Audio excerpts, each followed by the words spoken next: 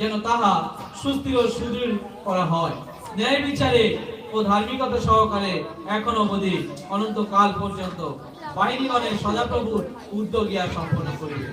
Amen. Hallelujah.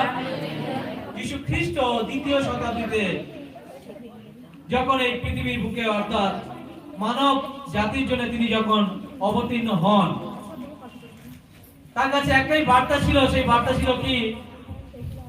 প্রতিটা মানব জাতিকে পাপ থেকে পরিত্রাণ দেওয়া। তিনি একটা বার্তা নিয়ে এসেছিল যে মানব জাতির জীবনে শান্তি নিয়ে আসা, মানব জাতির জীবনে নতুন আশার সঞ্চার ঘটানো। আর তার অবতারণ ছিল ঈশ্বর যে মানুষের থেকে দূরে রয়েছে এই ভুল ভ্রান্তি বা এই ধারণাকে দূর করা। আর সেই জন্য তিনি অবতীর্ণ হলেন আর বলেন, আমি সব সময় তোমাদের সঙ্গে রয়েছি। হালেলুয়া। বলছেন ঈশ্বর নিজেকে প্রকাশ করার জন্য এবং পাপের কারণে সৃষ্ট ব্যবধানকে দূর করার জন্য তার ভালোবাসা প্রদর্শন যীশু খ্রিস্টের মধ্যে করলেন।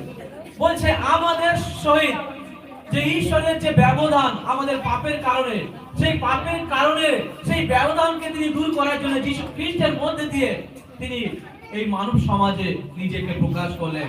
যৌন লিখিত সুসমাচার ঈশ্বরের বাক্য 1:14 পদ, সেখানে দেয়া রয়েছে যে প্রভু যীশু খ্রিস্টের মধ্যে দিয়ে মানব সমাজে ঈশ্বরের ভালোবাসাকে প্রকাশ করা হয়েছে। হালেলুয়া। আর যখন আমরা বলি ঈশ্বরের ভালোবাসাকে প্রকাশ করা হয়েছে, তার মানে ঈশ্বর আমাদের সঙ্গে এখনো পর্যন্ত জীবনের শেষ দিন পর্যন্ত থাকবে। Hallelujah, hallelujah. আর ঈশ্বরের দাস অর্থাৎ ঈশ্বরের ভগবানী, যিশায়া ভগবানী, তার মধ্যে দিয়ে তিনি ঈশ্বরের দেওয়া যে ভগবানী বা আগাম বার্তা তিনি পূর্ণ করেছে। এখানে দেওয়া আছে যিশায়া ভগবানী, তিনি এখানে বলছেন একজন বালক জন্মগ্রহণ করবে আর তার উপরে সমস্ত মানব জাতির ভার দেওয়া হবে। আমরা ক্রিসমাস সবাই বলি।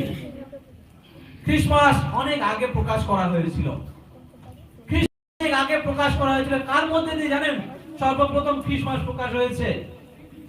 আমরা সবাই কেউ কারোর মুখ দিয়ে বলেছি বা শুনেছি, বলেছি, আমরা সেই জন্য সবাই এখানে হয়তো এসেছি। কিন্তু প্রথম ক্রিসমাস প্রকাশ হয়েছিল ঈশ্বরের স্বর্গদূতের মধ্যে দিয়ে। হালেলুয়া।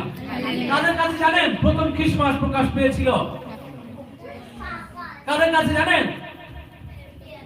মাঠে রাখালদের কাছে। প্রথম ক্রিসমাস প্রকাশ পেয়েছিল বা প্রকাশিত হয়েছিল মাঠে রাখালদের কাছে।